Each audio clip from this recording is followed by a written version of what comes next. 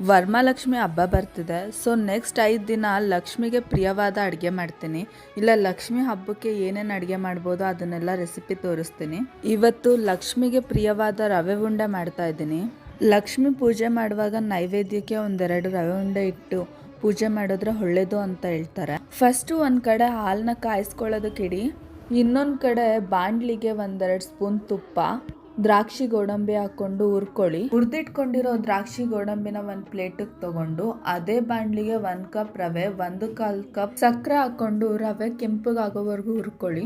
ಅದಕ್ಕೇನೆ 1 ಕಪ್ ಕೊಬ್ಬರಿ ಹಾಕೊಂಡು ಹುರಿದಿಟ್ಕೊಂಡಿರೋ ದ್ರಾಕ್ಷಿ ಗೋಡಂಬಿ ಹಾಕೊಂಡು 5 ನಿಮಿಷ ಲೋ ಫ್ಲೇಮಲ್ಲಿ ಎಲ್ಲಾನು ಚೆನ್ನಾಗಿ ಫ್ರೈ ಮಾಡ್ಕೊಳ್ಳಿ.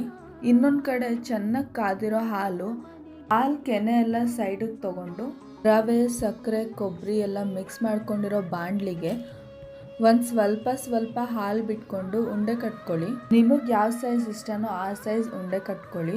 ಹಾಗೇನೆ ಉಂಡೆ ಕಟ್ಟುವಾಗ ತುಂಬ ಗಟ್ಟಿ ಕಟ್ಟಬೇಡಿ, ಯಾಕಂದರೆ ಅದು ಬೇಗ ಆಗುತ್ತೆ. ನಿಮಗೆ 2-3 ದಿನ ಇಟ್ಟು ತಿನ್ನೋಕ್ಕೆ ಚೆನ್ನಾಗಿರಲ್ಲ.